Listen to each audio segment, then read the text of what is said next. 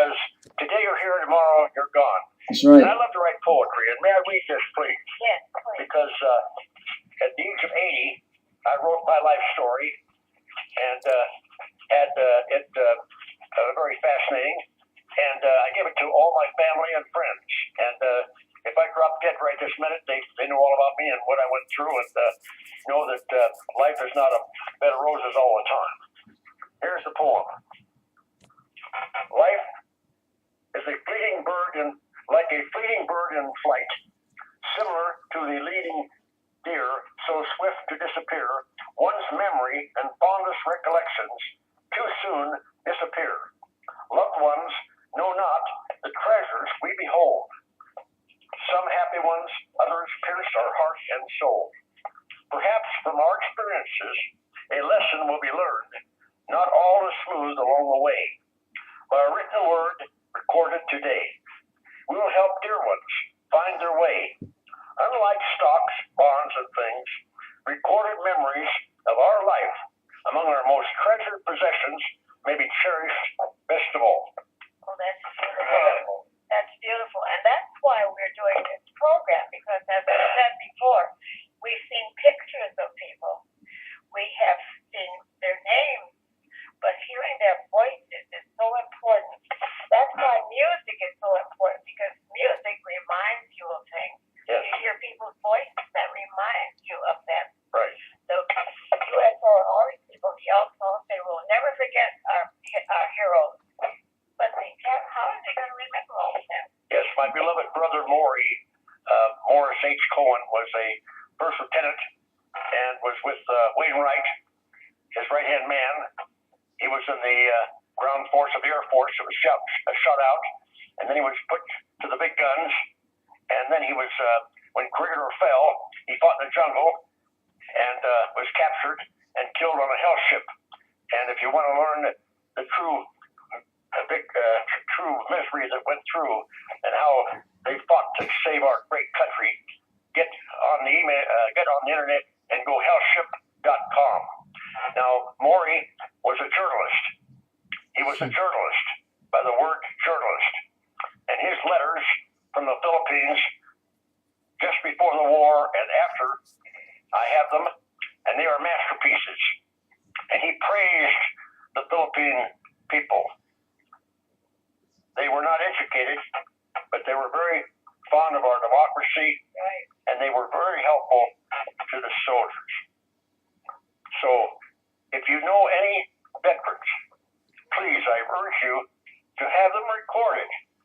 Get a tape recorder, especially when you're in my age group, 80, 85, because you're going to be here today and tomorrow you're gone.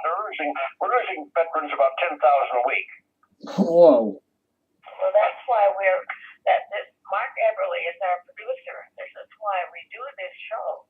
Yeah, we did this August 1st. We did this August 1st, 2010, and it's amazing how much response we have.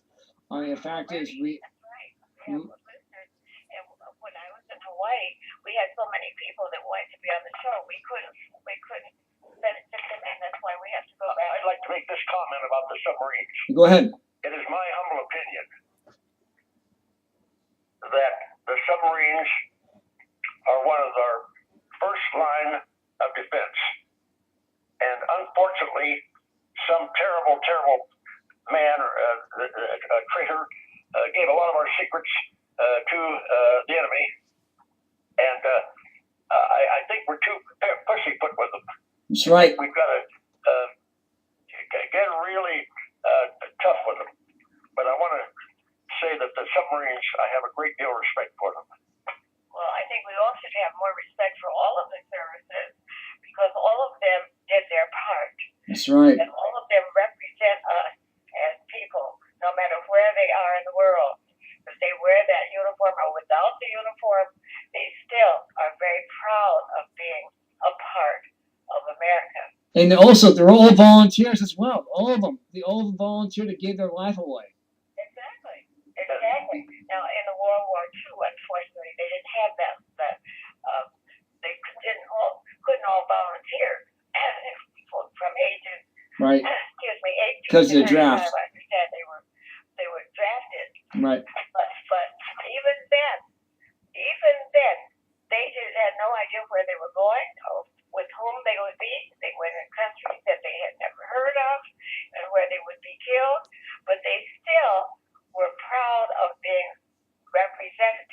right. of this great country of ours. So that's the main thing in this program is to honor, record, and honor, because as you say, you can't hear the voices again.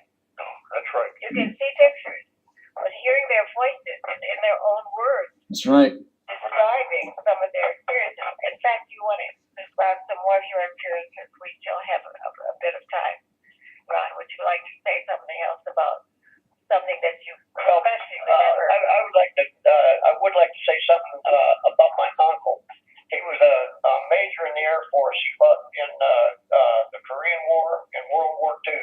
He was a sole survivor in 4 plane crashes. Wow. And one of them, he was shot down behind enemy lines. And he spoke fluent German. And before he knew it, he was coming up on this German camp. Well, he was dressed in his American uniform, and he cussed out the sentries. He cussed them out and said, "For all you know, I was a real American." And he walked right through the camp and out the other side. But he was a pilot. And one of his bombers is recorded in the Guinness Book of World Records as the most shot up airplane and still landed. None of the bullets hit any of the hydraulic lines or we had 2 engines left out of the 4, and he landed it. It had, he said it had over 6,000 bullet holes in it, ranging from 6 millimeters to 6 inches. And he only lost 2 of his crew members. God was with him. That's what we have to say. I think it behooves us to volunteer, especially Veterans Day and Armistice Day, etc., to go to the schools and volunteer at the community clubs and try to talk and answer questions about our experiences. Because young people are thirsty for this information. That's right. Well, sure. You can ask a question, Laura.